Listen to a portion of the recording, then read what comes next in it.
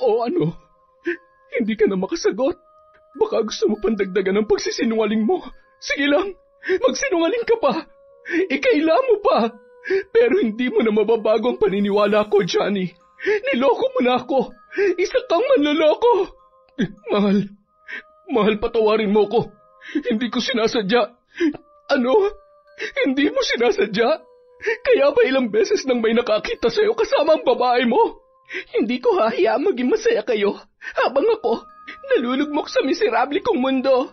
Gagawa ako ng paraan para mapabagsak kayo. Lalong-lalo ka na, Mirasol. Taon 1900, 1999, Mindanao. Nakaupo sa loob ng kapilya si Deti, nagmamasid sa mga estudyanteng nasa 3 hanggang 5 baitang sa mababang paaralan ng Santa Ana. Nung araw kasing yun, magaganap ang First Communion ng mga nasabing bata. Isang katekista si Deti. Auntie Deti ang tawag sa kanya ng mga kabataan na kanyang tinuturuan ng religion sa paaralan. Narito na ba ang lahat? Ganito, makinig kayo.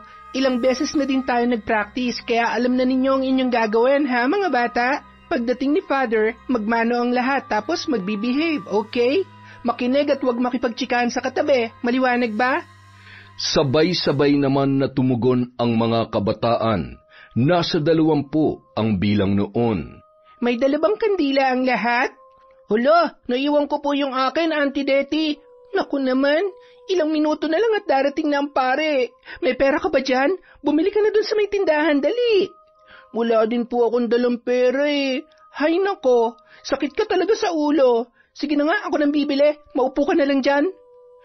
Kahit mabunganga si Deti, malaki ang respeto sa kanya ng mga kabataan dahil siya ang nagsisilbing guro sa pananampalataya ng mga yun.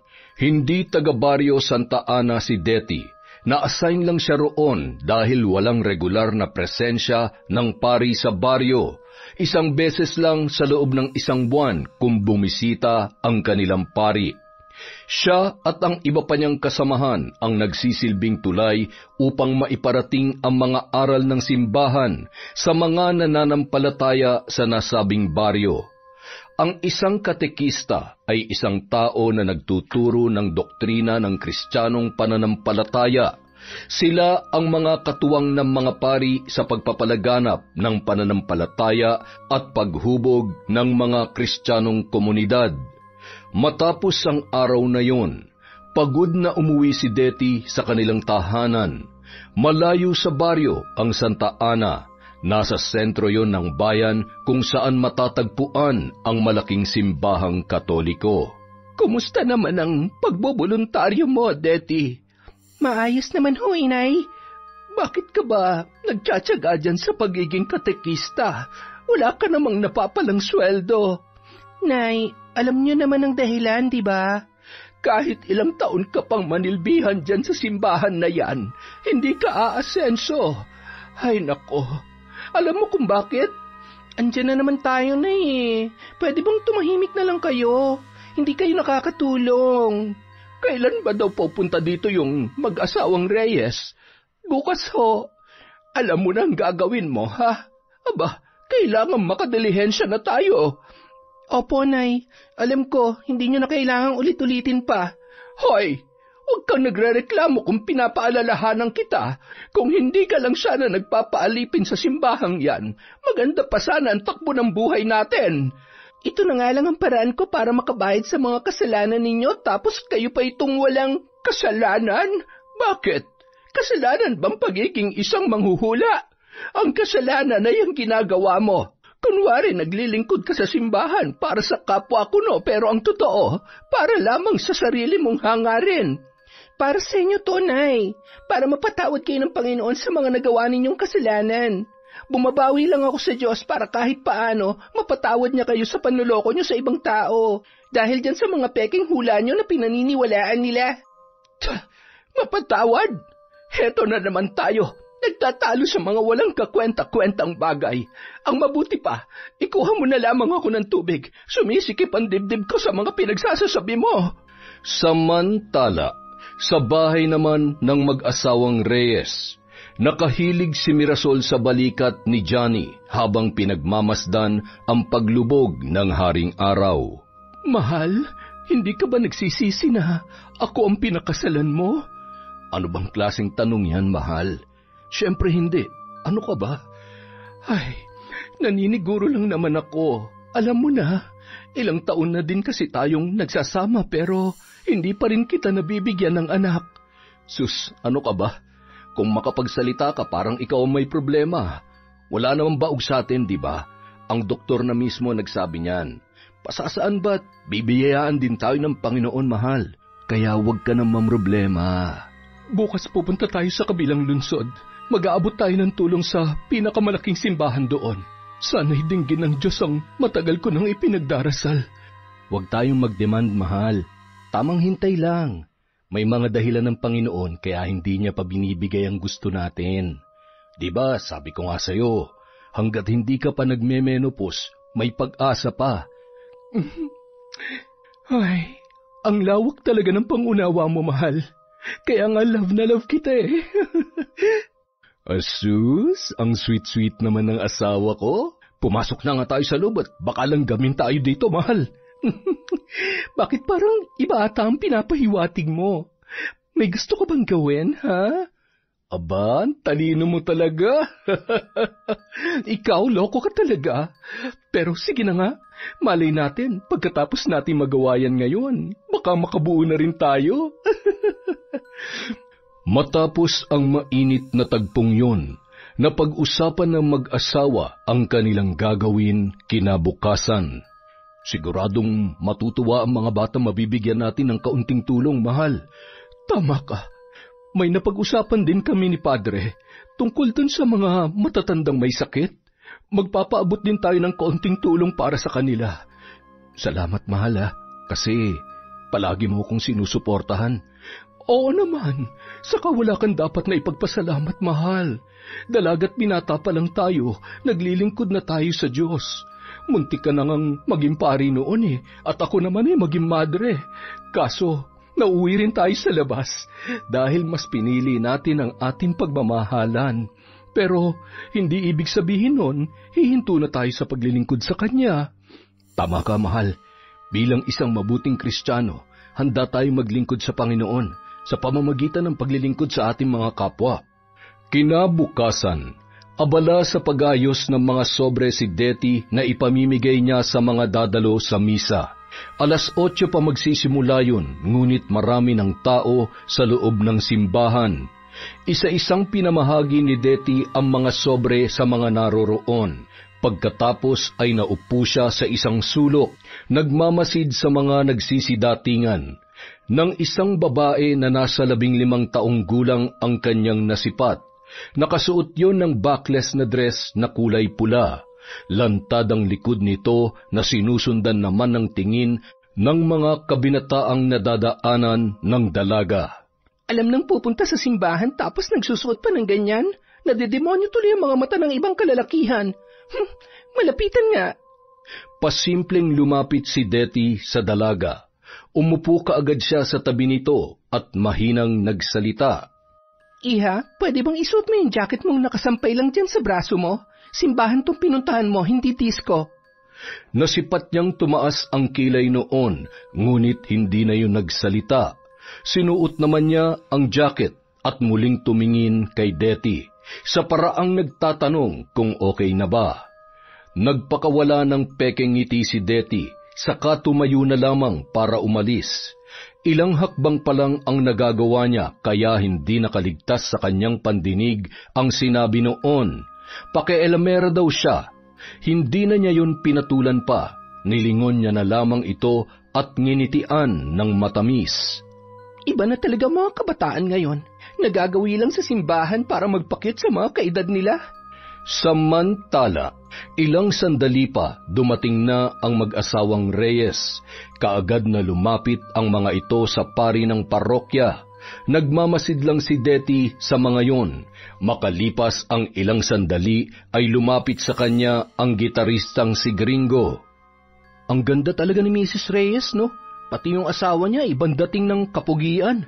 Pinagpala talaga sila ng Panginoong Diyos dahil sa kanilang kabaitan, matulungin sa kapwa at mapagbigay sa mga nangangailangan. Sakto lang naman ang ganda ni Mirasol Reyes, gringo. Mas maganda pa rin si Birheng Maria kesa sa kanya. Uy, Deti, wag mo silang ikukumpara. Saka totoo namang maganda si Mrs. Reyes ah. Maganda nga, hindi naman nabibigyan ng anak ang asawa niya. Alam mo, Deti, napapansin ko lang ha, parang may lihim kang galit kay Mrs. Reyes. Sira, wala akong galit sa kanya. Nagsasabi lang naman ako ng totoo na kahit gaano ka pakaswerte sa buhay, may mga bagay pa rin ipagkakait sa'yo. Katulad niya, mayaman, maganda, makinis, minamahal na marami, pero hindi nagkakaanak. Sa bagay, wala naman kasing perpekto dito sa mundo. Matapos maialay ang misa, nagtipon ang mga kabataan para sa feeding program ng mag-asawang Reyes. Ang lahat ng batang naroon ay kakikitaan ng saya at mga ngiti. Maganang kumain at taus-pusong nagpasalamat sa kanila habang sila ay nag-aabot ng mga pagkain. Ilang sandali pa, isang batang lalaki ang lumapit sa mag-asawa. Narinig ni Deti na nanghihingi yon ng pambili ng gamot para sa nanay na may sakit. Hindi naman nag-atubili si Mirasol na pagbigyan ang munting hiling ng bata. Sobrang nagpasalamat yun sa kanya na naluluha pa. Pagkakataon ko na para lumapit sa kanila, ihihingi ko si nanay ng pera para kunwari sa gamot niya. Nagmamadaling lumapit si Deti sa mag-asawang maggiliw na nagmamasid sa mga batang kumakain. Pinalungkot niya ang sarili at humarap kay Johnny. Magandang araw po, Mr. Reyes.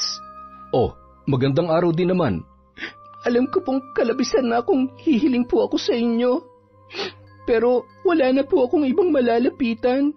Nangangailangan po ng gamot ang nanay ko, kaya kakapalan ko na po ang mukha ko. Kahit konting tulong lang po, Mr. Reyes, malaking bagay na po yun sa amin. Ano bang sakit ng nanay mo? Hindi ko pa siya maipa-check up pero malubha po ang ubo niya. Hinihingal at wala na pong ganang kumain. Abay, kailangan maipa-check up ang nanay mo. Baka kung ano na ang sakit niya.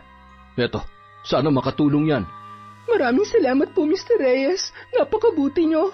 Ang Diyos na po ang bahalang magbalik ng biyaya sa inyo, Mr. Reyes. Maraming salamat po. Ano nga palang pangalan mo? Ako po si Deti. Isa po akong katikista na naka-assign sa Santa Ana. Pero kapag linggo naman, dito po ako tumutulong. Alam mo, Deti, sa susunod na linggo, may ipamimigay kami para sa mga elderly. Sana'y mamit ko rin ang nanay mo. Sisikapin ko pong makadalo doon, Mr. Reyes. Maraming salamat po. Matapos ang feeding program, umuwi na si Deti sa kanilang bahay. May nakuha ka ba?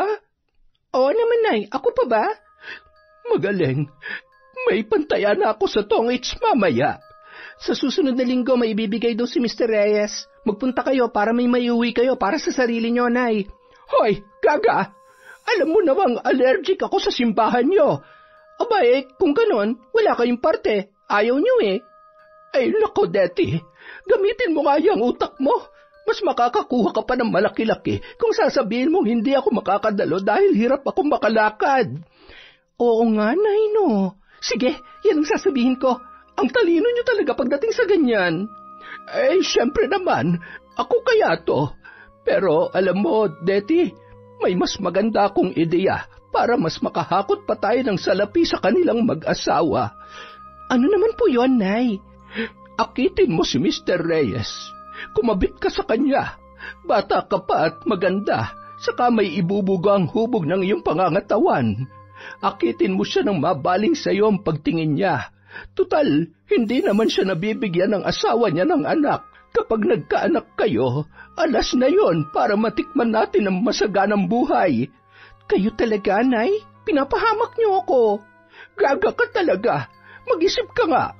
Paano ka mapapahamak? Tinutulak nga kita para mapaganda ang buhay mo. Ang buhay natin. Hindi ko alam kung paano mang-akit, Nay. Saka kahit ganito ako, kinikilabutan ako sa mga sinasabi niyo. Utak ang pairalin mo, Deti. Utak! Isipin mong mabuti kung ano ang magandang maidudulot sa atin noon. Saka ako naiisipin yan, Nay. Heto ng pera para sa gamot nyo. Gamot ng pagiging sugarol. Akin na at baka mahuli pa ako. Pagsapit ng linggo, maraming matatanda ang nagtipon sa loob ng simbahan pagkatapos ng misa. Masaya namang namahagi ang mag-asawang Reyes ng mga bigas, sardinas, noodles at gatas para sa mga matatanda. Nagbigay din sila ng vitamins. Nang magsialisan na ang mga yon, saka pa lamang lumapit si Detty sa mag-asawa. Magandang araw po sa inyong dalawa. Detty, tama ba? Opo. Hindi kita nakita kanina. Nakadalo ba dito ang nanay mo? Nandun lang po ako sa kabilang sulok kanina, kaya hindi niyo ako napansin. Hindi po nakapunta si nanay kasi hindi po siya makabangon eh. Napacheck up mo na ba ang nanay mo? Oo naman po. Sabi po ng doktor kailangan niya magpahinga, kaya hindi ko na siya isinama dito. Sabi mo, hindi siya makabangon? Yun nga po ang ibig kong sabihin. Hindi siya pwedeng lumabas kasi pinagbawalan pa siya ng doktor na magkikilos. Nako, kawawa naman. Eto, dalhin mo ito sa kanya. Iniabot ni Mirasol ang bigas, gatas, sardinas at noodles kay Detty na nasa loob ng isang malaking plastic. Tanggapin mo rin ang perang ito para may pambili ka ng mga gamot niya. Ipainom mo din tong vitamins ha. Makakatulong yan para mas mapabilis ang pagbalik ng lakas niya. Naku, labis-labis na po ito. Maraming salamat po. Ang Diyos na po ang magbabalik sa inyo ng makailang tupi na grasya. Walang anuman, Detty. Masaya akong matulungan ka, kayo ng nanay mo. Salamat din kasi ikaw ang nagtuturo sa mga bata sa Santa Ana na maging isang mabuting Kristiyano. Masaya po akong makapaglingkod sa mga kabataan, Mrs. Reyes. Naputol ang pag-uusap ng dalawa nang dumating ang pari. Natuon ang pansin ni Mirasol doon at nakipag-usap. Si Detty naman, ibinaling ang tuon kay Johnny na noon ay nag-aayos ng mga natira sa kanilang ipinamimigay.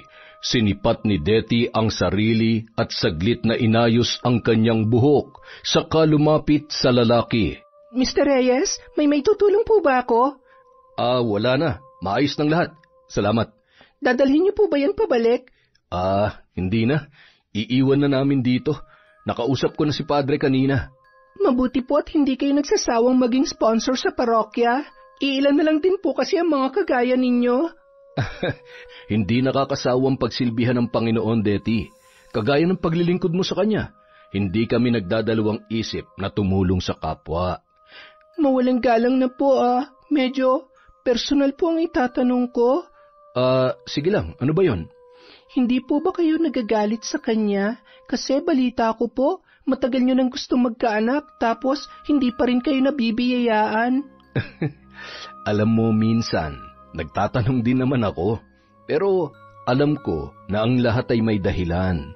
Ni minsan po ba? Sinisin yung asawa nyo? Wala naman siyang kasalanan at ginagawa naman namin ang lahat ng paraan para magkaanak. Ang kaso nga lang, hindi pa talaga panahon eh. Ayaw niyo pong mag-ampon? Alam mo, sumagi na rin yan sa isip ko minsan. Pero napag-isip-isip ko na mas gusto ko talagang magkaroon ng sariling anak. Yung galing talaga sa akin.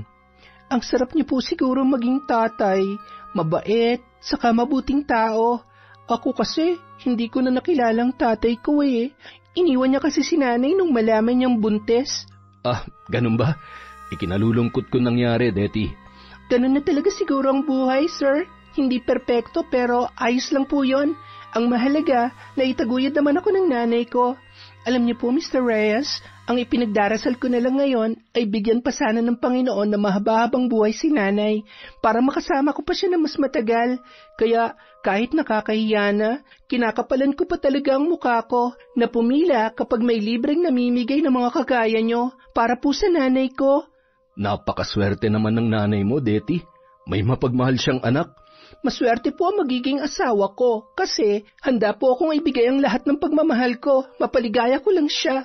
Nako, bata ka pa para mag-asawa. Ilang taong ka na nga? 20 anyos na po. May nobyo ka? Naghahanap pa po. Piliin mo yung lalaking may takot sa Diyos. Alam mo kung bakit? Dahil hinding-hindi yun lalabag sa 10 utos. Kayo po ang pipiliin ko. Ha? Ang ibig ko pong sabihin, kagaya niyong pipiliin ko, mapagmahal, saka may takot sa Diyos. Saglit na lumingon si Johnny sa kanyang asawa. Sinamantala naman ni Detty ang pagkakataong yun para pasimpleng buksan ang isang butones ng kanyang blusa. Binuka pa niya ang harapan noon para lumantad ang maumbok niyang dibdib. Naku, may balat pala ng candy dito. Sinadya niya pang lakasan ang kanyang boses para makuha ang atensyon ng lalaki. Nang mapadako ang tingin nito sa kanya, saka siya dumukwang para pulutin ang balat ng kending nasa sahig. Napangiti pa siya nang mapansin ang pagsunod ng tingin ni Johnny sa nakaluwa niyang dibdib. Sa pag-angat niya ng tingin sa lalaki, ay kaagad na nag-iba yon ng tinitingnan. Lihim siyang napangiti dahil sa nakita niyang reaksyon nito. Nagpaalam na siya rito at lumabas na ng simbahan. Unang hakbang para sa tagumpay. Pasasaan ba't ako naman na magpapakasasa sa kayamanan mo, Mr. Reyes? Lihim naman na sinundan ni Johnny ng tingin ang palabas na dalaga. Hindi niya alam kung bakit parang naapektuhan siya sa kanyang nasilayan. Tila ba may pumukaw sa kanyang loob. Kinagabihan, magkatabi sa kama sina Johnny at Mirasol. Nakayakap sa kanya ang natutulog na asawa. Katatapos lang ng mainit na tagpo sa kanilang dalawa, ngunit hindi niya maiwasang isipin na habang ginagawa nila ang ritual na yon, ay sumasagi sa isip niya ang maputi at makinis na dibdib ni Detty. Sa isip niya ay tila ba kay sarap na mahawakan yon. Diyos ko, ilayo niyo po ako sa tukso. Alam kong malaking kasalanan itong naiisip ko. Pakiusap, ilayo niyo po ako sa demonyo. Subalit kahit ilang beses niya pang banggitin ang mga katagang yon, ay paulit-ulit pa ring bumabalik sa kanyang isipan ang kanyang nasilayan. Isang araw habang nasa Santa Ana si Detty para magturo sa mga bata, nakita niya ang isang sopistikadong babae na kausap ng isang guro. Ninyo, sino yung kausap ni Mr. Ocampo? Si Madam Angie po yan. Bagong dating lang galing Japan. Nakapangasawa po kasi ng Hapon. Ganun ba? Pati ba yung Hapon nandito sa Santa Ana? Wala po, ate. Ang puti-puti ni Madam Angie, di po ba? Saka mabait din po yan. Maputi nga. Ikaw ba naman ang galing sa abroad pero hindi naman siya ganun kaganda. Sakto lang. Bakit parang inihirapan niyo po siya, ate? Ha? Hindi Sumakit lang ang mata ko. Alam mo, ninyo, pag ako nakapangasawa din ng Hapon, babalikan ko kayo dito, tapos tutulungan ko kayong lahat. Saka mas gaganda pa po kayo pag nakapangasawa kayo ng Hapon, Ate Detty, katulad ni Madam Angie. Mas maganda pa ako dyan sa Japayuki na yan, ninyo. Lahat naman tayo pantay-pantay sa paningin ng Panginoon. Lahat tayo, gwapo at magaganda. Walang nakakalamang. Kung ganun, gwapo din po ako. Siyempre naman, ang cute-cute mo nga tara, pasok na tayo at magsisimula na. Ilang linggo ang lumipas. Muling bumisita ang mag-asawang Reyes sa simbahan sa bayan nila Detty. Sa pagkakataong yun, napansin ni Detty ang pangangayayat ni Johnny. Gringo, tingnan mo si Mr. Reyes. Parang may sakit, no? Hindi naman. Pumayat lang ng konti. Siguro dahil hindi na inaalagaan ng asawa niya. Panay pagpapaganda lang sigurong ginagawa niyang si Mirasol.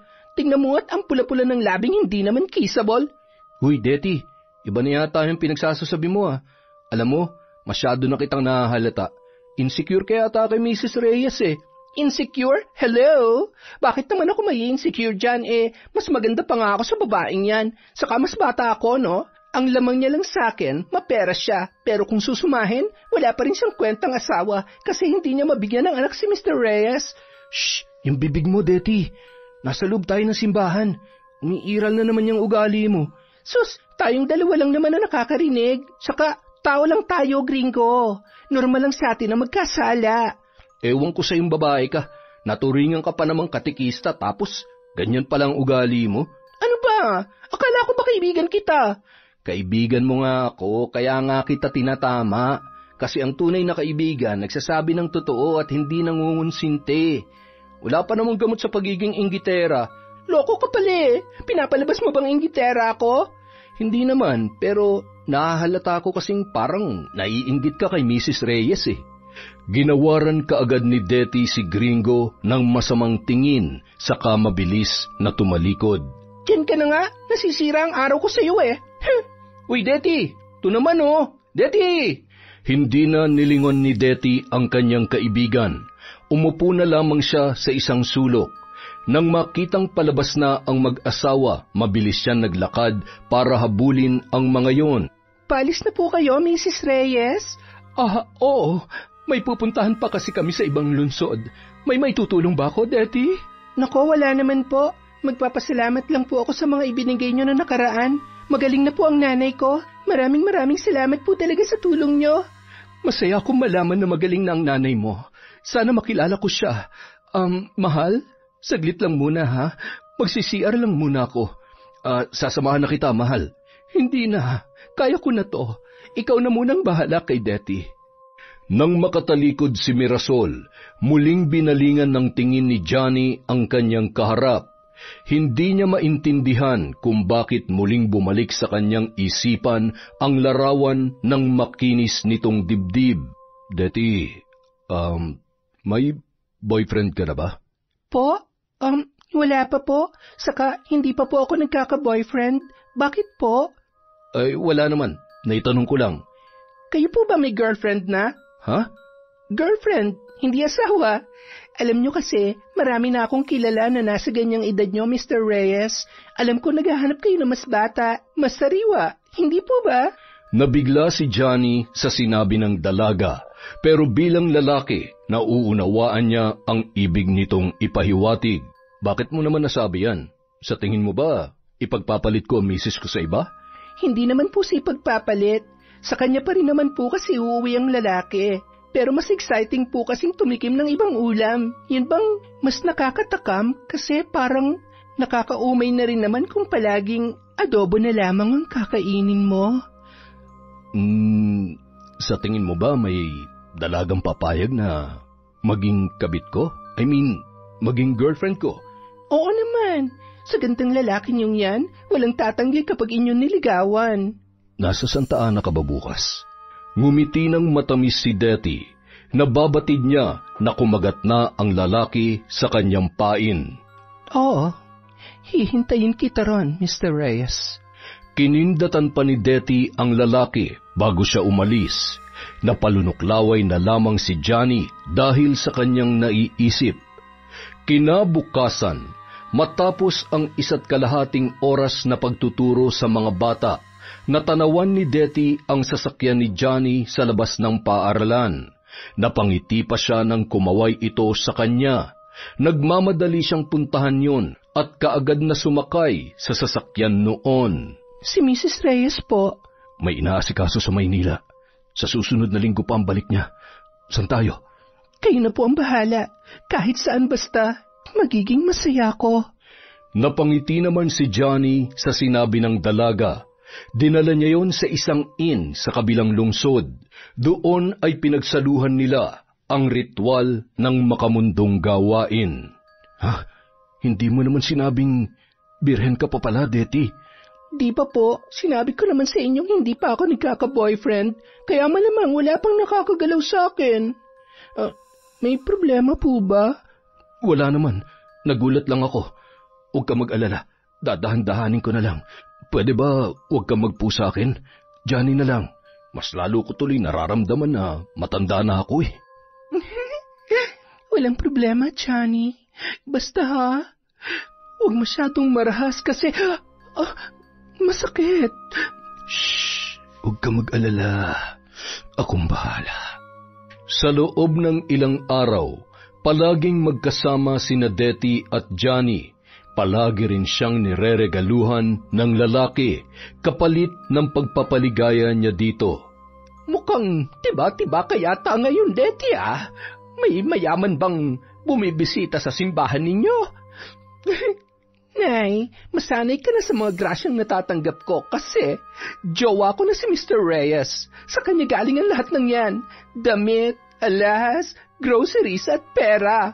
Talaga ba? Akin lang parte ko. Dali. Teka, nagpapagalaw ka na ba sa lalaking yon, ha, Detty? Oo naman, Nay. Tingin niyo ba makukuha ko lahat ng to kung hindi ko pa isusuko ang bataan? Gaga ka talaga. Paano kung mabuntis ka? Nay, matalinong anak niyo, no? Siyempre gumagamit ako ng proteksyon. Magaling. Manang-mana ka talaga sa akin. Basta, wag ka magpapahuli sa asawa niya, ha? Saka wag mong pairalin ang puso mo, Deti. Utak. Utak ang lagi mong dapat na gamitin. Hay, Nay, ang saya ko. Natatamasa ako na ngayon ng kaginhawahan. Makakasuot na rin ako ng mga gamit na kasing mahal na mga sinusuot ni Mirasol Reyes. At dahil maganda ko at mas bata, mas nakakaakit na akong tingnan kesa sa kanya. Samantala, napapansin na ni Mirasol ang tila pagiging matamlay ni Johnny. Kadarating lang niya galing Maynila pero parang hindi naman nasasabik ang asawa na makalaro siya sa kama. Mahal, may dinaramdam ka ba? May masakit ba sa'yo? Wala naman, mahal. Pagod lang siguro ako. Ayos lang ba kung matulog na lang muna tayo? Kahit hindi siya sanay na ganoon ang asawa, inintindi niya na lamang yun. Buhat na magbalik siya galing Maynila, 2 beses lang siyang ginamit ng kanyang asawa sa loob ng 1 buwan. At marami na rin siyang napapansin na pagbabago dito. Kung dati hindi pumapayag si Johnny na umalis siyang mag-isa para asikasuhin ang kanilang negosyo, ngayon palagi na lang itong nagdadahilan na may importanteng lalakarin din. Kinabahan si Mirasol sa nangyayari sa kanyang asawa, kaya isang araw kinompronta niya yon. Johnny, may problema ba tayo? Wala naman, mahal. Bakit? May inililihim ka ba sa akin? Inililihim? Wala naman. Bakit ba? Mahal mo pa ba ako? Ano bang klaseng tanong yan, mahal? Ano ba nangyayari sa'yo? Sagutin mo ako, Johnny. Oo naman. Mahal na mahal kita. Bakit ka ba nagkakaganyan? Ay, teka, bakit ka umiiyak, mahal? Bakit pakiramdam ko parang naiitsipwera na ako sa'yo? Bakit may mga lakad kang hindi ko nalalaman? Tapatin mo ako, Johnny. May kinahuhumalingan ka bang ibang babae? Wala. Walang ibang babae sa buhay ko, mahal. Ikaw lang. Mahal na mahal kita. Higit pa sa buhay ko. Talagang may mga nilalakad lang akong importante na hindi kita pwedeng isama. Ganyan naman tayo dati, hindi ba? Ang dry-dry mo na sa akin pagdating sa kama, Johnny eh. Mahal, yan lang bang problema mo? Umiiyak na nga ako rito. Nakuha mo pang tumawa dyan. Pinagtatawanan mo ba ako? Kasi nakakatawa naman talaga eh. Hindi lang kita masyado na pagsisilbihan ngayon sa kama eh. Pinagdududahan mo na ako agad na may iba. Ay, ganito yata ang may edad na eh. Parang nawawalan na nga ng gana. Umihina na kasi ang mga tuhod ko eh. Pero kung yan ang dahilan para magkalabuan tayo at awayan mo ko, pues gagawin kong lahat para lumigaya ka ngayon. Hoy, bakit ka naguhubad dyan? Magpapapawis tayo, di ba? Nagagalit ka sa akin dahil wala ka ng ano ang tawag nila doon? Bembang. Yun! O ano pang ginagawa mo? Maghubad ka na dyan. Praktisin ulit natin yung push and pull. Ay naku, loko ka talaga. Halika na, dali na. Tila nawala ang bigat sa puso ni Mirasol nang lambingin siya ng kanyang asawa. Sa isip niya, baka nga napapagod lang si Johnny at naging makasarili lang siya para husgahan niya ito at pagdudahan. Deti, mukhang nakakahalata na si Mirasol. Buti pa siguro, wag na muna tayo magkita. Sige, ikaw ang bahala. Pero kailangan may suporta ka pa rin sa akin, ha?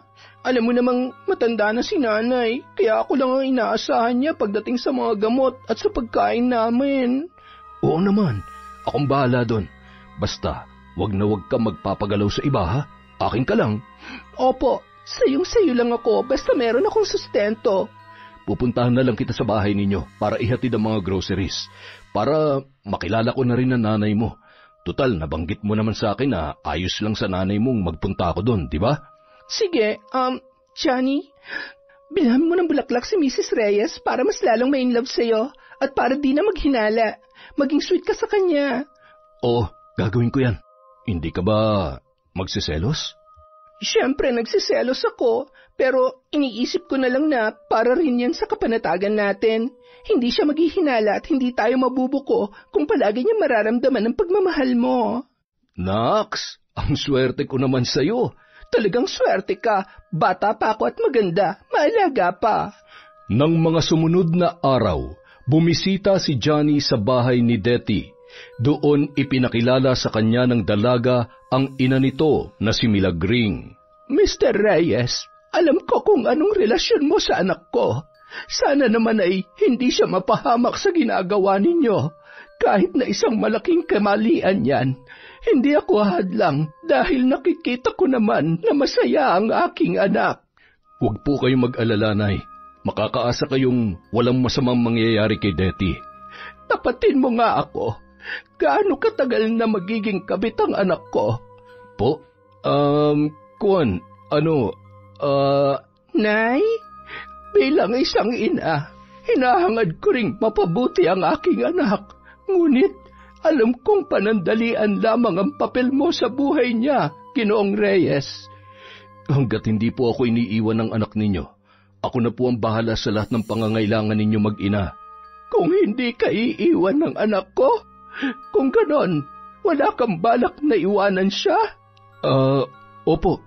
Masaya kaming dalawa sa pagsasama namin.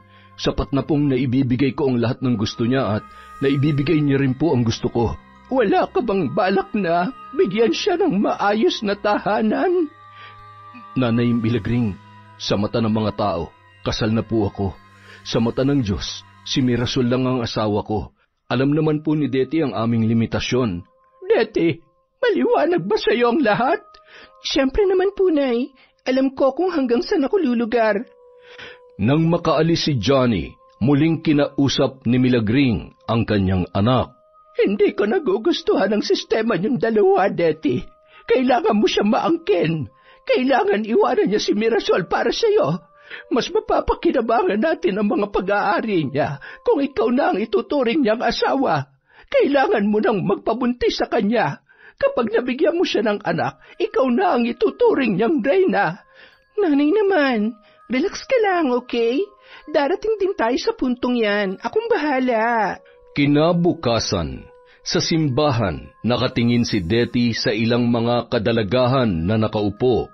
Lahat sila ay nakasuot ng nauusong damit. May mga alahas din. Isa-isa niyang tinitigan ang mga yon. Detty, nandito ka lang pala. Kanina pa kita hinahanap pa. O ano ba yung iniisip mo? Bakit nakakunutan noo mo dyan? Wala. Naiisip ko lang kung bagay ba sa akin yung ganyang mga damit. Sus, naiinggit ka na naman? Anong inggit? Ganyan ka naman dati pa, di ba? Sa tuwing may mga babaeng kasing edad natin na nagsusot ng mga nauusong gamit, kinaiinggitan mo kasi hindi ka makabili. Ha? Noon yon. May pambili na ako ngayon, gringo. Sa susunod na magkikita tayo, nakasuot na ako ng ganyan. Itagama yan sa bato. Ibig sabihin, marami ka na naipon? Hindi na nauubos sa sugalan ng nanay Milagring mo ang pera? Alam mo, ang dami mong alam. Basta, wait and see ka na lang. Samantala, may nakapagsabi kay Mirasol na ilang beses na umanong nakita ang asawa niya na may kasamang babae. Ayon pa sa nakakita, batang-bata raw yun, maganda at sexy. Dahil sa nalaman, muli siyang naghinala sa kanyang asawa. Hindi siya mapakali, kailangan niyang makausap si Johnny, pero sigurado siyang magsisinungaling lang yun. Saglit siya nag-isip, nang maalala ang sinabi ng isang kaibigan tungkol sa kakilala nitong manghuhula na naging dahilan upang mahuli nitong nagloloko ang asawa ay hindi na siya nag-atubili na magpaturo rito, kung saan matatagpuan ang nasabing manghuhula. Sa isang maliit na pwesto nagpunta si Mirasol, isang matandang babae ang kanyang naabutan doon. Naggulat naman si Nanay Milagring nang makita si Mirasol Reyes sa kanyang pwesto. Magandang araw po. Kayo po ba si Nanay Milagring? Oo, ako nga. Ano may paglilingkod ko sa iyo, Mrs. Reyes? Kilala niyo po ako? Oo. Minsan na kasi kitang nakita na na namimigay sa mga katulad kong matatanda doon sa simbahan sa lungsod namin. Nagpunta po ako rito para magpahula. May nakapagsabi kasi sa akin na isa kayong mahusay na manghuhula. May gusto lang po ako malaman tungkol sa asawa ko.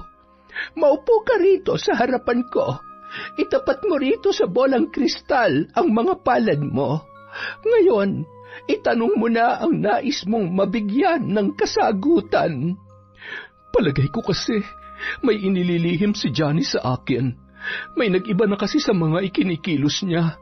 Minsan parang lumalayo siya sa akin. Minsan naman sobrang sweet niya. May nakapagsabi din kasi sa akin na ilang beses nang may nakakita sa kanya na may kasamang isang babae. Gusto ko lang malaman kung kalaguyo niya ba ang babaeng yon. Ayon sa bolang kristal ko na hindi pa nagkakamali, may babae ang asawa mo at kailangan mo na siyang hiwalayan dahil anumang oras ay siya na ang kakalas sa pagsasama ninyo. Diyos ko, totoo nga. Ano pong itsura ng babae? Hindi ko masyadong mailalarawan pero isa itong magandang dalaga at mas bata sa iyo ng ilang taon at sexy. Mrs. Reyes, mas makabubuting sundin niyo ang payo ko. Unahan niyo siyang makipaghiwalay sa inyo. Sa ganoong paraan, hindi mo na mararamdaman ang sakit na maidudulot kung siya pa ang mang-iiwan sa iyo. Humagulhol na lamang si Mirasol sa sinabi ng matanda. Naniwala siya sa mga sinabi nito dahil base sa paglalarawan nito sa babae, tumutugma sa inilarawan sa kanya ng nakakita. Kinagabihan, nabanggit ni Nanay Milagring kay Deti ang tungkol sa kanyang naging kliyente. Nay naman, bakit niyo sinabing may babaeng asawa niya? Pinapahamak niyo naman ako eh. Kaga, tinutulungan lamang kita para mapadali ang pag-angkin mo ng lubusan sa asawa niya. Hindi naman kayo nag-iisip na Tsaka inaawan niya na ngayon si Johnny. Bantay sarado na yon at hindi na makakapagbigay ng pera sa atin. Hihiwalayan niya yon, anak. Makikita mo, bukas, isang balita ang magpapasaya sa iyo. Samantala, nag-eempake si Mirasol ng mga gamit sa isang maleta nang datnan siya ng kanyang asawa. Mahal, may lakad ka ba? May lakad tayo bukas, Johnny. May pupuntahan tayo. Saan naman? Hindi ko yata matandaan na aalis pala tayo bukas. Bukas mo na malalaman. Sa ngayon, magpahinga ka na muna. Oh, lalabas ka? Akala ko ba matutulog na tayo? Matulog ka na. Doon na muna ako matutulog sa kabilang kwarto. Mahal, bakit? Basta, bakit? Hindi ka ba makatulog pag hindi ako ang katabi mo? Uy, sungit. Alam mo, nakakapanibago ka. Hindi ka naman dating ganyan, mahal. Para kang yelo ngayon. Ang lamig mo. May mens ka ba? Hindi na pinakinggan pa ni Mirasol ang kanyang asawa. Lumabas na siya ng kwarto at doon sa kabilang silid, umiyak na lamang siya ng umiyak. Hindi ako makikipaghiwalay sa iyo, Johnny. Hindi ko hahayaang maghiwalay tayo. Sa harap ng altar, nagsumpaan tayong dalawa. Tayo lang hanggang dulo. Alam kong isa lang itong pagsubok ng Panginoon para patibayin ang pagsasama natin. Ayusin ko to. Ayusin natin to. 3 katok ang sunod-sunod na ginawa ni Johnny sa restroom kung saan pumasok ang kanyang asawa. Naguguluhan siya kung bakit yon biglang nagkaganoon. Sa pagbukas ni Mirasol ng pinto, kaagad na napansin ni Johnny ang namamaga nitong mga mata. Mahal, may problema ba? Hindi ako makatulog kung hindi tayo nag-uusap na maayos. Naninibago ko sa mga kinikilos mo ngayon. Problema? Ikaw? Ano bang problema mo sa akin? Bakit nakuha mo mga liwa? Bakit ka pumapatol sa ibang babae? Akala ko ba mahal mo ako? Bakit mo nagawa sa akin to? Ha? Bakit? Ano? Hindi ka na makasagot? Baka gusto mo pandagdagan ang pagsisinungaling mo. Sige lang, magsinungaling ka pa. Ikaila mo pa. Pero hindi mo na mababago ang paniwala ko, Johnny. Niloko mo ko! Isa kang manloloko! Mahal, patawarin mo ko. Hindi ko sinasadya. Hindi mo sinasadya! Kaya ba ilang beses nang may nakakita sa'yo kasama ang babae mo? Mahal, patawarin mo ko. Natukso lamang ako. Dahil ba mas bata siya? O dahil mas magaling siya sa kama? Ano? Sumagot ka, Johnny! Oo, mahal. Inaamin ko. Naakit ako sa kanya dahil... Oo, mas bata siya kesa sa'yo. Pero ikaw ang mahal ko. Ikaw ang buhay ko.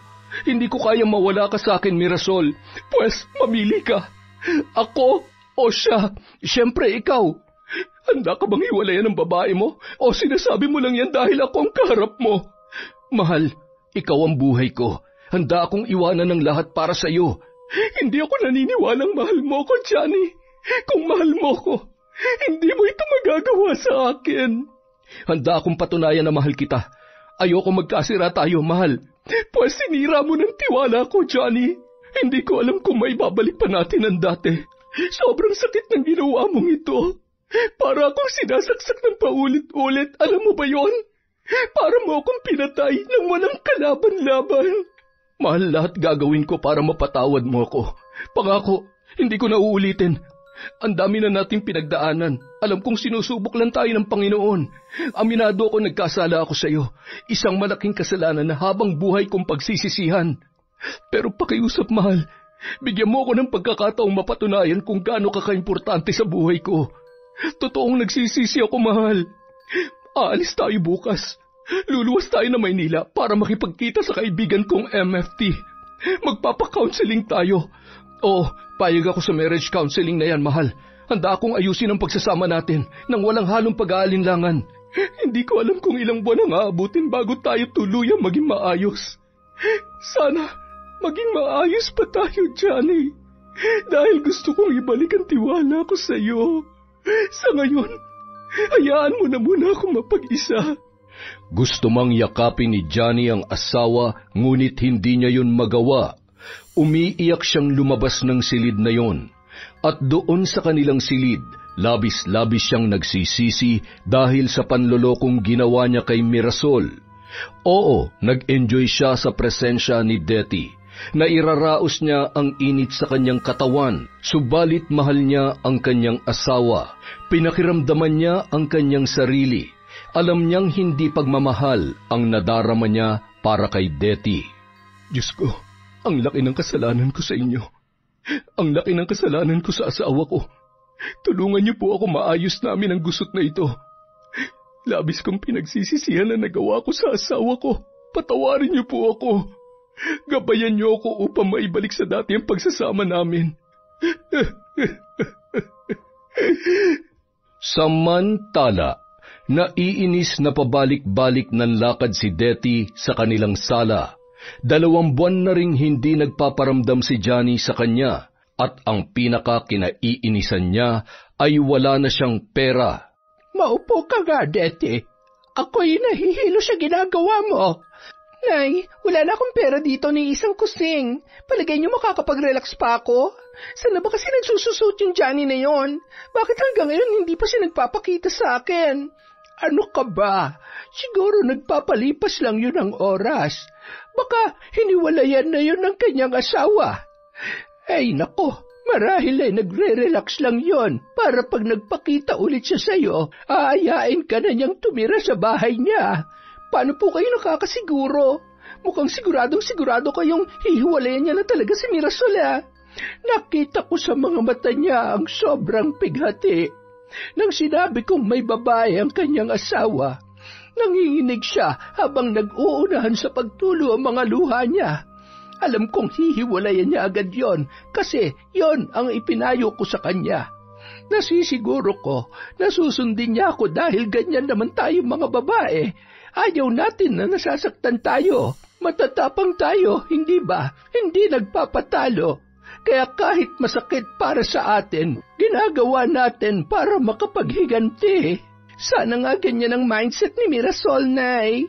Maghintay ka lang, makikita mo. Sa'yo pa rin ang huling halakhak, anak. Isang araw, bumisita ang mag-asawa sa kanilang parokya. Hindi magkanda-ugaga si Detty na ayusin ang kanyang sarili. Nagsuklay, nagpahid pa ng makeup at naglagay ng makapal na lipstick sa labi. Hinintay niya munang matapos ang misa bago pasimpleng lumapit kay Johnny. Hi, kumusta? Ang tagal mo nang hindi nagpapakita. Hindi mo ba ako namimiss? Detty, kung ano man ang namagitan sa atin noon, hanggang doon na lamang yon. Tapos na ang kabaliwang ko. Ano? Ibig sabihin, pinuputol mo na ugnayan natin? Paano nang pinangako mong sustento? Mapupunta na lang ba yun sa wala? Mahal kong asawa ko, ang nangyari sa atin ay isang pagkakamaling pinagsisisihan ko. Natukso lang ako dahil siguro sa sinusubukan ng Panginoon ang aking katapatan kay Mirasol na nauwi sa isang malaking kasalanan. So ano? Ganun-ganun na lang ba yon? Langya naman, no? Isinuko ko ang bataan tapos wala na akong mapapala ngayon? Wala nang patutunguhan tong pag-uusap natin. Ang totoo, kinakausap lang naman kita para sabihing matagal nang tapos ang kagaguhan ko. Detty, patawarin mo ako. Alam kong bata ka pa at maraming hinahangad sa buhay. Sana'y makatagpo ka ng lalaking tunay na magmamahal sa iyo. Halos mangiyak-ngiyak ang dalaga sa mga narinig mula kay Johnny. Hindi siya nasasaktan dahil mahal niya ito, kundi nagagalit siya dahil tuluyan ng mawawala ang lalaki na nagbibigay ng kanyang mga luho. Dahil sa nararamdamang galit na hindi mailabas, hindi niya na namalayan na nasa tabi niya na pala si Mirasol. Detty, alam kong namagitan sa inyo ng asawa ko. Hindi ko akalaing ang isang kagaya mo na maganda at matalino ay papatol sa isang lalaking may asawa na. Ibinaba mo ang pagtingin ko sa iyo bilang kahangahangang katekista. Bata ka pa at marami pang lalaki ang nasa tabi-tabi lang. Sana'y makahanap ka ng taong tunay na magmamahal sa iyo, yung taong walang sabit. Alam mo pala, bakit hindi ka nagalit sa asawa mo? Dapat nakipaghiwalay ka na sa kanya. Ang tanga-tanga mo, Mrs. Reyes, para pagkatiwalaan siyang muli. Uulitin at uulitin niya yan. Maghahanap at maghahanap siya ng mas bata sa iyo. Ganyan din ang naisip ko noon, na kapag pinatawad ko siya, uulitin lang din niya. Pero alam mo, nung magpa-counseling kaming mag-asawa, doon namin nailabas ang aming mga saloobin. Nakapag-usap kami na maayos. Nalaman namin kung ano ang mga dapat ayusin sa aming pagsasama. At ang pinaka-the best ay ang maging sentro ang Panginoon sa aming buhay. Sa anumang pagsubok na dumating, sa mga kagipitan at karupukan, kailangan magtiwala sa Panginoon at huwag hayaang pasukin ang kasamaan ng isipan. Sana'y ganun din ang gawin mo, Detty. Isa kang alagad ng simbahan. Sana'y pagtibayin mo pa ang iyong pananampalataya. Hindi na nakapagsalita pa ang dalaga. Nag-uumapaw sa kanya ang galit at inggit kay Mirasol. Kahit ginawa niya na ang lahat ng kanyang makakaya, yun pa rin ang pinili ni Johnny. Nanginginig siyang napaupo habang tinatanaw ang dalawa na papalayo. Hindi ako papayag na mauwi lang sa ganito ang pagsasakripisyo ko. Pababagsakin kita, Mirasol. Sinusumpa ko. Babawiin ko ang para sa akin. Sa pag-uwi ni Detty sa kanilang bahay, nagtataka siya kung bakit maraming kapitbahay ang nasa bungad ng kanilang tinutuluyan. Sandali, ano nangyayari dito? Bakit nagkakagulo kayo? Detty, ang nanay mo. Ha? Ano nangyari kay nanay? May nakaaway siya sa sugalan. Ayaw niya kasing magbigay ng pera kahit natalo na siya. Umuwi siya rito tapos sinundan siya nung nakaalitan niya. Oh, tapos? Detty, patay na nanay mo. Pinagsasaksak siya nung nakaalitan niya. Ano? Dali-daling hinawi ni Detty ang mga taong nakikiusyoso at bumungad sa kanya ang kalunos-lunos na anyo ni Nanay Milagring na nakahandusay malapit sa pintuan ng kanilang bahay. Nay! Sino may gawa nito? Walang makapagsabi sa kanya kung sino ang pumatay sa kanyang ina. Hindi taga roon ang sumaksak at walang nakakakilala. Sa tulong ng mga kapitbahay at ng mga kasamahan ni Detty na naglilingkod sa simbahan, na ipalibing niya ng maayos ang kanyang ina. Isang araw, nagpunta siya sa harap ng altar ng simbahan. Umiiyak siya na punong-puno ng puot, titig na titig sa mga ribultong naroon, at galit na galit niyang pinagtuturuyon. Sunod-sunod na ang kamalasan ko. Ano bang kasalanan ko sa inyo, ha? Pinaglingkuran ko naman kayo, ha? Hindi pa ba sapat na binawi niyo na ang tao na kapagbibigay saya sa akin? Sinali niyo pa nanay ko. Hinayaan niyong patayin siya sa pinakamasakit na paraan. Ilang dasal at luhod na ang ginawa ko para protektahan niyo ang nanay ko. Patawarin sana siya sa kasalanan niya, pero binaliwala niyo lamang yon. Pinagsisisihan kong naging katikista ako ng simbahan. Hindi kayo karapat-dapat sa paglilingkod ko.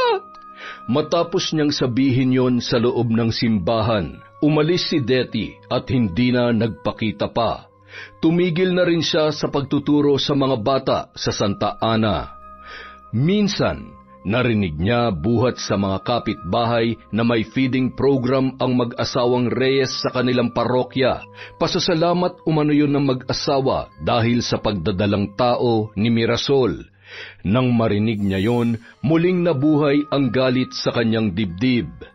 Hindi ko hayaang maging masaya kayo habang ako lugmok na lugmok sa miserable kong mundo. Gagawa ko ng paraan para mapabagsak kayo. Lalong-lalo ka na, Mirasol. Hanggang sa pagtulog, dala-dala ni Detty ang puot para sa mag-asawa. Hanggang sa napanaginipan niya na ang kanyang ina. Nakatunghay ito sa kanya. Nang tumingin siya sa matanda, may iniabot itong libreto. Kinuha niya yon at binuklat, pero biglang nawala. Hanapin mo ang libretong ito sa mga nakatago kong gamit. Makakatulong ito ng malaki para mapabagsak ang mga taong nagpahirap sa iyo, Detty. Ang tinig ni Nanay Milagring ay tila tumataginting sa pandinig ng kanyang anak. Hanggang sa nagising siya, ay naririnig niya pa rin ang boses noon. Ang panaginip kayang yun ay nagpapahiwatig ng pagtulong ni Nanay sa akin? Nay, sobrang namimiss ko na kayo. Kahit sugarol at lagi kayo nagtatatalak, mahal na mahal ko po kayo, Nay. Tama, maghahalongkat ako sa mga lumang gamit niya. Wala namang mawawala sa akin kung gagawin kong sinabi ni Nanay eh. Binuksan ni Detty ang silid kung saan inilagay niya ang lahat ng gamit ni Nanay Milagring. Ilang buwan na ring nakaimbak ang mga yon, kaya maalikabok na. Nagsimula siyang maghalungkat sa mga sakong may lamang mga damit, hanggang sa isang bag na kulay itim ang nakuha niya mula sa isang sako. Binuksan niya yon at nakita ang bolang kristal na ginagamit ng matanda sa panghuhula. Inilabas niya yon at muling naghalungkat sa loob, hanggang sa isa-isa niyang nakuha ang mga itim na kandila. Yung iba ay nangangalahati na at yung iba naman ay hindi pa nagagamit. Tinabiyon ni Detty at sa pinakailalim na bag nakuha niya ang kanyang hinahanap. Binuklat-buklat niya yon, binasa ang mga nakasulat. Hindi niya maintindihan kung ano ang ibig sabihin ng mga katagang nakasulat doon, hanggang sa napadako siya sa huling pahina. Doon ay may nakaipit na tinuping papel. Binasa niya ang nakasulat doon. Likas na mas matalas ang dila kung hindi ka hihinga. Isipay ipanatag at bigkasin ng tama ang mga kataga. Binuklat niya ang nakatuping papel. Nakasulat doon kung paano ang tamang pagbigkas ng mga salita na hindi niya maintindihan. Nang gabing yun, pinag-aralang mabuti ni Detty ang tamang pagbigkas sa mga salita na nasa pahina na kanyang kinagiliwan. Orasyong ilalagay sa pagkain para bigyan ng pasakit ang taong kinaiinisan. Tama, itong pahinang to ang kailangan kong kabisaduhin. Alam ko may kaalaman si Nanay sa pambabarang dahil minsan ko na siyang nakitang ginamit ang mga ito. Ngayon, malalasap niyo ang bagsik ko, Mirasol at Johnny. Humanda kayo. Pagsapit ng linggo, maraming tao ang dumalo sa nasabing programa ng mag-asawa. Maraming pumila para makakuha ng libreng pagkain. Isa na doon si Detty. Nagsuot siya ng sombrero at malaking salamin para itago ang kanyang pagkakakilanlan. Hindi siya gaanong nahahalata ng mga kakilala dahil sa haba ng pila. 3 pila ang ginawa para mas mapagaan at mas mapabilis ang pamimigay ng grasya. Nakaupo si Mirasol, samantalang abala naman si Johnny sa pagtulong sa ilang mga tauhan. Miss, tanghali na oh. Mukhang hindi pa kumakain si Mrs. Reyes. Buntis pa naman yan. Mahirap nang malipasan niya ng gutom. Pakiabot mo nga itong dala kong bibingka. Mainit pa yan. Dinala ko talaga yan para sa kanya. Hindi naman nag-atubiling abutin ng babaeng tauhan ng mga Reyes ang isang supot na mayroong lamang 2 malalaking bibingka at ibinigay yon kay Mirasol.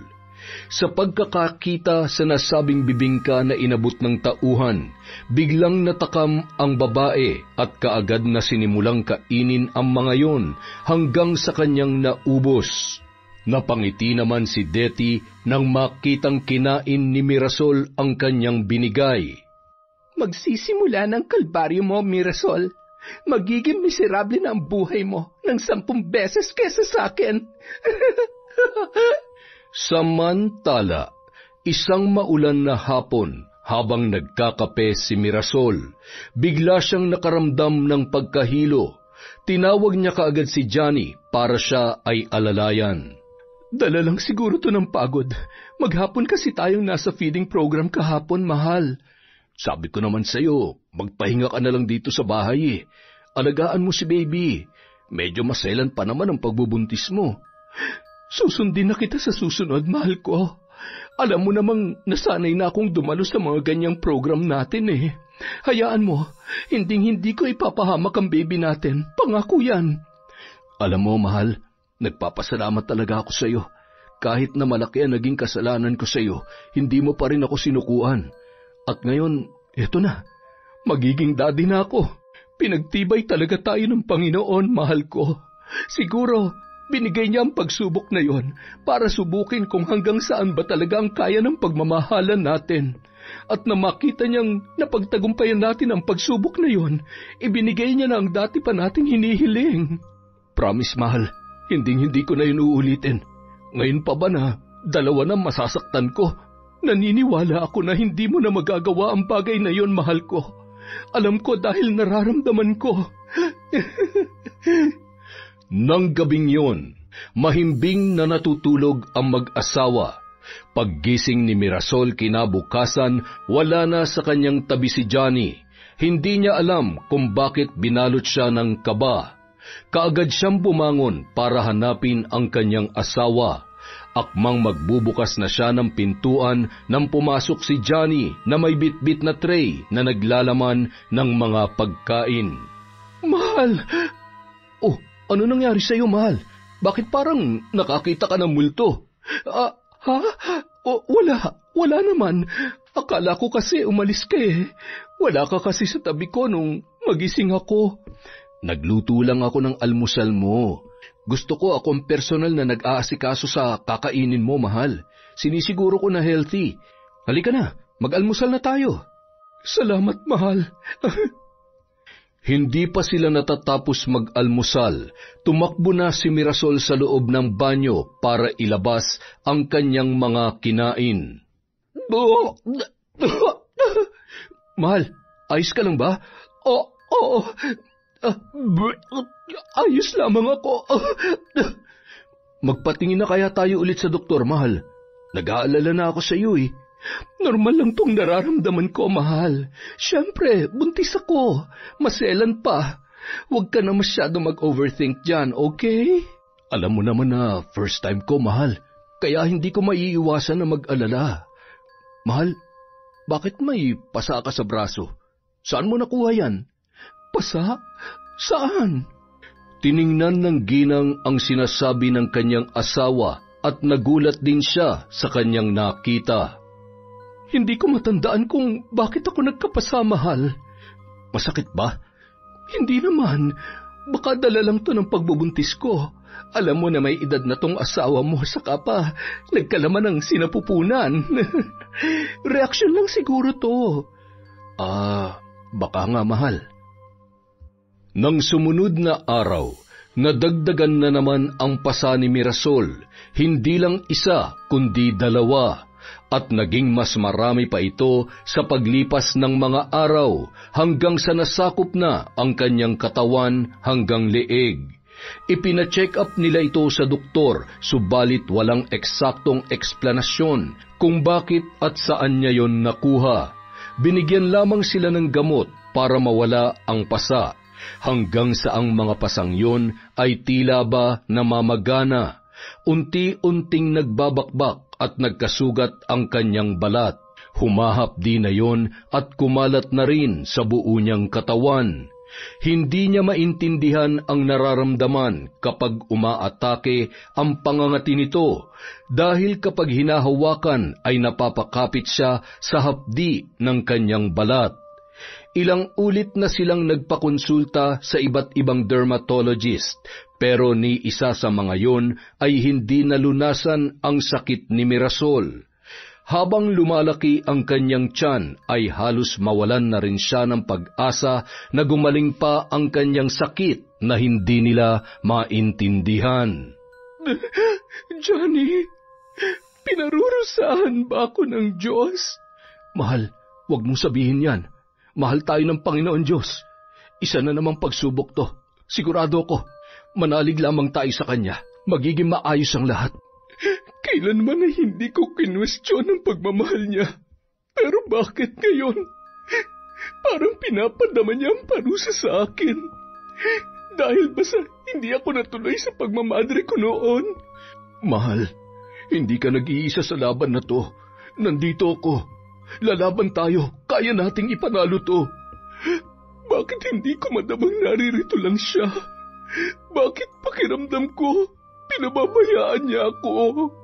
Marami na tayong naitawid na pagsubok, mahal. Ngayon pa ba tayo susuko? Ngayon pa ba natin tatalikuran ng Diyos? Mahal, huwag kang sumuko. May sanggol pa sa sinapupunan mo, nangangailangan ng iyong lakas. Hirap na ako sa kalagayan kong to, Johnny. Bawat araw na nagdadaan, pakiramdam ko, unti-unti akong nilalamon. Ilang buwan na akong ganito, hindi nalulunasan. Hindi ko nga alam kung bukas magigising pa ba ako. Huwag kang masyadong mag-alala, mahal ko. Nandito lang ako. Magpakatatag ka para sa baby natin. Gagaling ka rin, sigurado yan. Dahil sa karamdaman ni Mirasol, hindi na siya pumupunta sa simbahan. Bumaba na rin ang kanyang timbang.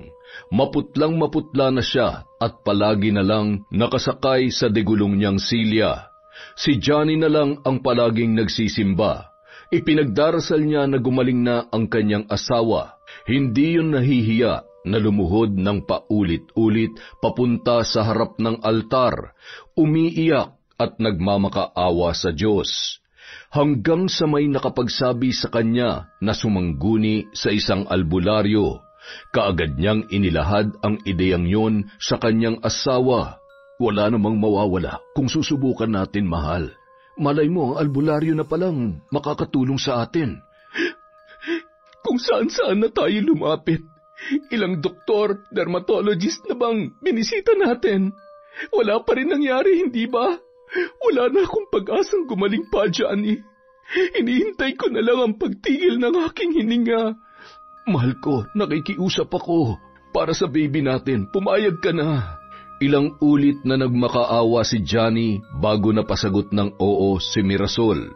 Nung araw ding yun, walang inaksayang panahon si Johnny. Bumiyahe sila patungo sa isang liblib na baryo kung saan naninirahan ang nasabing albularyo na makakatulong umano sa kanila. Kasabay ba ka mo ng iyong pagbubuntis ang pagkakaroon mo ng sakit sa balat? Opo, pero alam kong hindi na ito normal. Tama ka. Isang mabigat na suliranin ang pinapasan mo ngayon. At sa tingin ko, unti-unti ka nitong tutupukin hanggang sa tapatin niyo na po kami. Matutulungan niyo po bang asawa ko? Gagaling pa po ba siya? Alam niyo, hindi pangkaraniwang sakit ang dumapo sa asawa mo. Isa itong sumpa na likha ng itim na mahika. Sumpa ng itim na mahika? Kagagawa nito ng isang mambabarang. Mambabarang? Bakit? Ano ang dahilan niya? Masasagot ko lamang ang mga katanungan mong yan. Oras na makausap ko na ang nasabing mambabarang. Paano po? Hindi nga po natin siya kilala eh. Huwag ka mag-alala. Ako na ang bahalang makipag-ugnayan sa kanya. Ang gagawin niyo lang ay ang manalig. Manalig na matutulungan ko kayo. Nakikiusap po ako. Gawin niyo po ang lahat ng paraan para mawala itong nararamdaman ko. Ako po ay nananalig sa inyo. Samahan mo na rin ang taimtim na pagdarasal sa mahal na Panginoong Diyos. Instrumento niya lamang ako. Siya pa rin ang may hawak ng lahat. Habang nagngingilid ang mga luha, taimtim na nagdarasal si Mirasol. Humingi siya ng kapatawaran sa may kapal para sa lahat ng kanyang pagdududa, pagkukondena at kawalan ng pananampalataya. Pinaupo siya ng albularyo sa isang silya. Nagsindiyo ng apoy sa hinihit-hit niyang tabako at dahan-dahang ibinubuga ang usok noon sa sugat na nasa braso at mga binti ni Mirasol. Alin ba dito ang unang lumitaw sa balat mo? Itong naririto po sa braso ko. Nung una pa salang yan, hanggang sa naging ganyan na. Magiging masakit ito. Kailangan mo lamang tiisin. Muling humithit ang albularyo. Sa pagkakataong yun ay mas malalim na, hanggang sa ibinuga niya ang mga usok sa itinuro ni Mirasol at idiniin ang kanyang dalawang daliri. Samantala, nasa harap ng mga nakasinding kandila si Deti. Muli na naman siyang gagawa ng ritual upang pagtibayin pa ang ibinigay niyang sumpa kay Mirasol nang bigla na lamang siyang namilipit sa sakit. Aray! Aray ko! Sino ka? Bakit mo ito ginagawa sa kanya? Sinong tinutukoy mo? Sino ka ba? Aray ko! Anong ginagawa mo kay Mirasol Reyes? Teka, ano ba? Nasasaktan ako! Sagutin mo ako. Alam kong hindi mo pag-aanong kabisado ang pinasok mo. Talagang masasaktan ka ng husto kapag hindi ka sumagot na maayos. Sino ka? Deti! Ako si Deti! Aray ko! Nang marinig ni Johnny ang sinabi ng nakapikit na si Mirasol, ngunit hindi nito boses ang kanyang narinig, tila huminto ang lahat ng nasa paligid niya. Bakit mo pinapasakitan ng babaeng ito? Kinamumuhian ko siya. Nasusuklam ako sa kanya. Anong kasalanan niya sa'yo?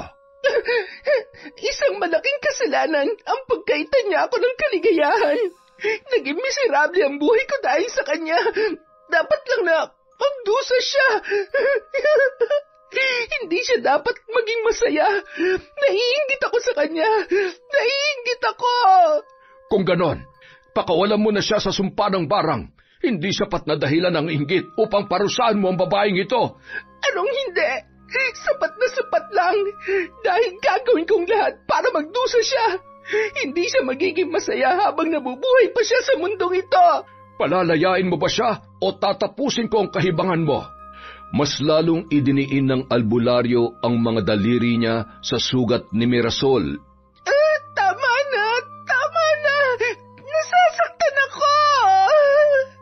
Hanggat hindi mo siya pinapakawalan, maghihirap ka sa mga kamay ko. Hindi ko alam kung paano. Bago lang ako sa gawain ito. Siraulo ka pala eh. Pinasok mo yan tapos hindi ka pala marunong kung paano hihinto. Kulot-kulot din yung pag-iisip mo, ano? Aray ko! Ang sakit! Sandali lang! Timpers! Hanapin ko sa aklat kung paano yung gagawin. Bilisan mo! Madali lang maubos ang pasensya ko. Baka hindi na ako makapaghintay matapos na kitang bruha ka. Ito na nga! Huwag mo lang idiin! Nasasaktan ako! Ayan! Tapos na! Naalis ko na ang barang! Sinungaling! Huwag mo ako niloloko. Nararamdaman ko pa rin ang itim na mahika sa loob ng katawan ni Mirasol. Aba, mukhang sinusubukan mo talaga ako, ha? Nagulat pa si Deti nang marinig ang sinabi ng lalaking nakikipag-usap sa kanya. Sadyang makapangyarihan ang matandang yon dahil sa kaagad din nitong nalaman na hindi niya pa nababawi ang barang. Kahit namimilipit sa sakit ang buong katawan, sinikap niyang buklatin ang itim na libreto. Doon ay hinanap niya ang pahina kung saan nakasulat ang kanyang kinabisa. Dahil sa pag-aaral sa aklat na yon, alam niyang mababawi niya lamang ang sumpa kung babaliktarin niya sa pagsambit ang mga katagang nakasulat doon. Dahil sa tumitinding sakit, tila nahihirapan na siyang huminga. Pinilit niyang mabigkas ang mga kataganang pabaliktad. 7 beses niyang sasambitin ang orasyon ng paulit-ulit. Walang hinga-hinga. Dama ni Deti ang tila pagsikip ng kanyang leeg. Pakiramdam niya ay siya ay sinasakal. Habol hininga, sinikap niyang matapos ang 7 beses na pagbaliktad sa orasyon. Ayan, tapos na. Pagkawalan mo na ako. Naramdaman niya na tila unti-unting lumuluwag ang pagkakasakal sa kanyang leeg. Lintik ka, Marisol ka. Kahit kailan, tinig ka talaga sa buhay ko. Oras na saktan mong muli ang babaeng ito, hindi na kita kakalagan. Naiintindihan mo? Hindi na nakasagot pa si Deti dahil hindi pa siya nakakabawi ng lakas. Bingi ka ba? Naiintindihan mo ba ako? Oo na, naririnig kita. Hindi na. Kasabay ng pagkawala ng tinig ng albularyo ay ang pagkamatay ng ilaw sa mga kandilang nasa harapan ng dalaga. Anong nangyari? Samantala, nanghihina naman si Mirasol na inaalalayan ng albularyo. Kumusta na ang pakiramdam mo? Gumaan na ang pakiramdam ko. Hindi na kumakati at humahapdi ang mga sugat ko. Wala na ang barang sa loob ng katawan mo, Mirasol. Ang mga sugat mo na yan ay maghihilom din. Palagi mo lamang lapatan ng langis na ibibigay ko sa iyo mamaya. Habang nasa biyahe pabalik sa kanilang tahanan, ikinwento ni Johnny ang lahat na nangyari habang nawalan ng malay si Mirasol. Diyos ko, si Deti ang bumarang sa akin? Pero bakit? Anong kasalanan ko sa kanya?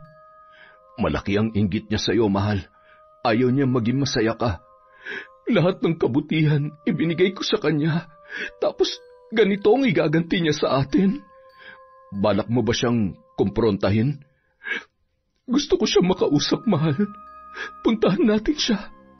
Ilang beses na kumatok ang mag-asawa sa pintuan ni Deti. Nang pagbuksan sila ng babae ay nagulat na lamang sila. Anong ginagawa niyo rito? Balak niyo ba akong paghigantihan? Sige lang, tanggap ko na ang lahat. Tanggap ko na kahit kailan hindi ako mananalo sa iyo, Ma'am Mirasol. Saktan niyo ako kung gusto niyo, hindi ako lalaban. Total, sawang-sawa naman na ako sa buhay ko. Mas mabuti nang sumunod na ako kay nanay sa ilalim ng hukay. Patay na ang nanay mo? Sa nalaman, parang may kumurot sa puso ni Mirasol. Alam na alam niya ang pakiramdam ng mawalan ng isang ina. Ilang buwan nang pumanaw si nanay. Hindi ka pa nabubuntis. May pumatay sa kanya. Pinatay siya? Nino? At bakit? Hindi ko alam. Ang alam ko lang, naiinggit ako sa mga taong mayroon ng mga bagay na wala ako. Naiinggit ako sa iyo, sa yaman mo, sa estado mo sa buhay, at sa lahat-lahat. Yun ang dahilan kung bakit mo ako binarang. Pero, may nagawa ba ako mali sa iyo? Anong kinaiinggitan mo? Oo, wala ka ng bagay na meron ako, pero alam mo bang mas maswerte ka dahil marami ang humahanga at nagmamahal sa iyo? Mahal ka ng Diyos, Deti. Wala nagmamahal sa akin. Hindi ako mahal ng Diyos dahil kung oo, hindi niya ako hayaang magdusa ng ganito. Ilang taon na ako naninilbihan sa simbahang Katoliko pero walang nagbago sa buhay ko. Puro na lamang pasakit. Oh, hindi mo nararamdaman kasi mas pinili mong hindi maramdaman. Bakit hindi mo hayaang buksan ng iyong puso at isipan ang magagandang bagay na nangyari sa iyo? Maraming taong humahanga sa iyo bilang isang mabuting katekista at isa na ako roon. Mrs. Reyes, bakit po? Bakit sa kabila ng mga nagawa kong kasalanan sa inyo, ang bait-bait niyo pa rin sa akin?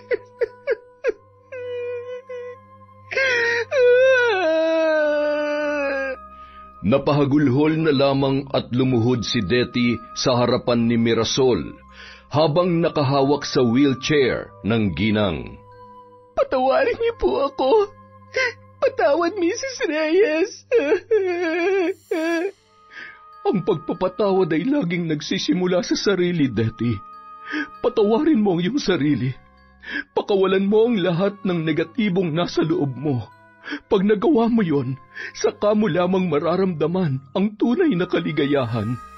Pagkasabi noon, hinawakan ni Mirasol ang kamay ng dalaga.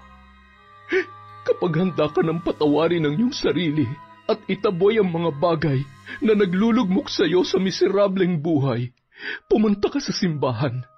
Isuko mo ang lahat ng iyong mga hinanakit sa Kanya. Ha?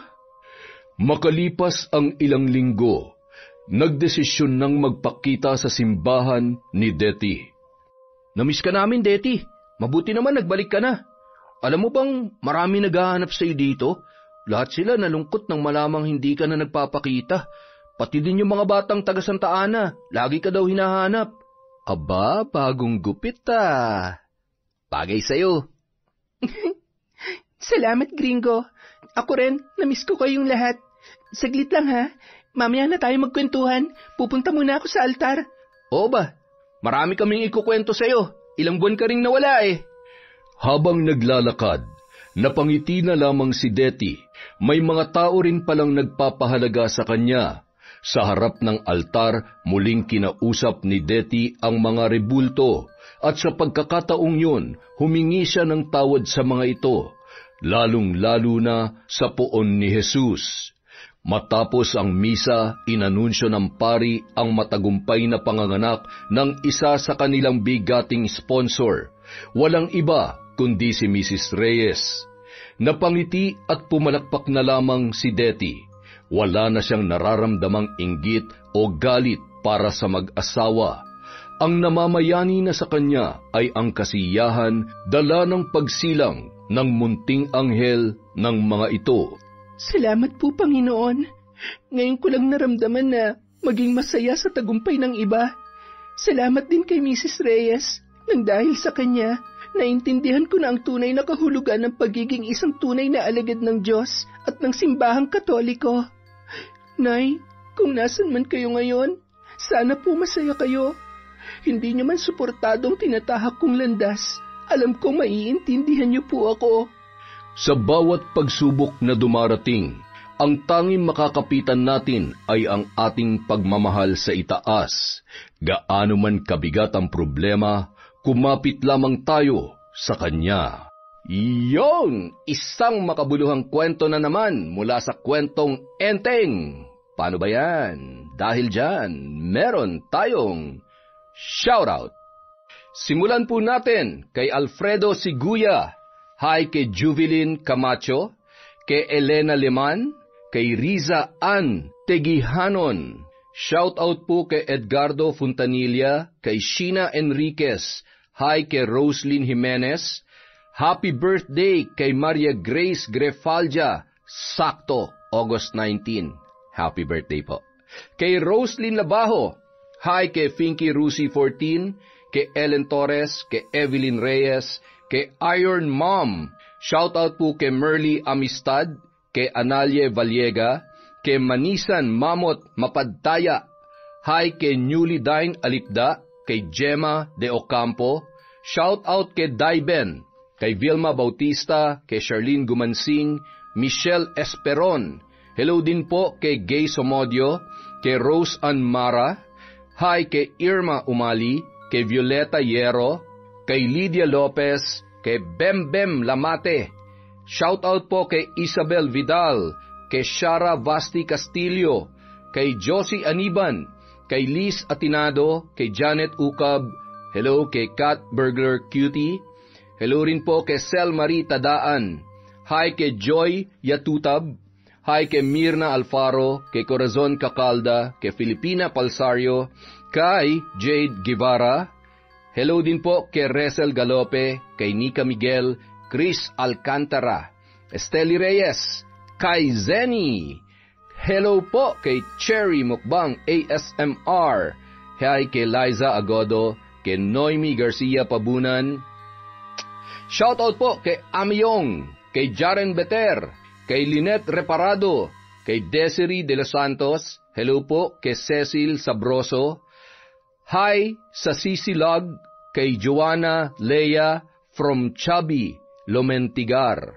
Hello din po kay Hilario Potra Jasmine, kay Jenna Montejo. Shout out kay Jima Pendon, kay Chat Advincula, Pretty Mix, Dins Rodriguez. Happy birthday to Remy Cernicula noong August 16. Hi po kay Ami Bug. Hi kay Michelle Diaz, I Love Traveled, Ariel Conanan, Angelina Ignacio.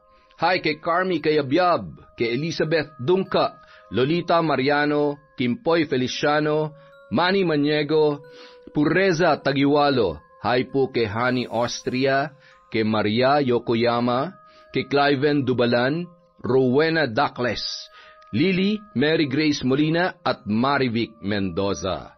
Hi po kay Avic Fernandez.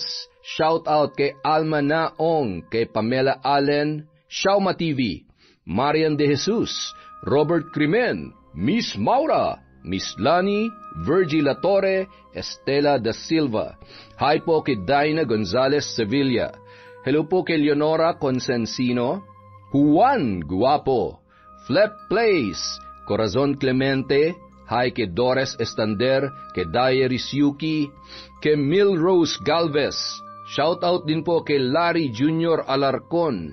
Hello po kay Eugene Pineda, Catalea Soto. Hi kina Sean Sam Sebastian from Chonchamcheb.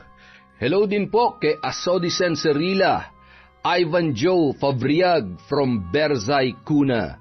Hello po kay Meng Paraton, Mirna Lampasa, Marie, Michael Del Rosario, Billy Ray, Jenny May, at Ray Buendia from Lucy Buendia. Hi po kay Yang Yang Pasardon, kay Emma Dumato, kay Yumicho Choco, IP Micaela. Hello po kay Febe Ranyada, kay Glef Planel, Jobel Baldonasa, Arnel Claridad. Hi po kay Jenedoc or Jindoc. Hi kay Jessica Rojas, Judith Fajardo, April Joy Principal. Hello po kay Annie Love Tolibas from Batbangon, Leyte. Hello din po kay Endring Montuerto, kay Hannah Maylin Sesgundo, kay Belen Malbas, kay Scarlett Kai Maniego. Hi sa Alter to Fix ng Uptown Mall from Francia Pepito. Hello po kay Lady Dam at Marilyn Dumagsa at sa kanyang mga friendly friends from Lukban, Quezon. Yon! Maraming salamat po ulit sa walang sawang pagsuporta sa Kwentong Enteng!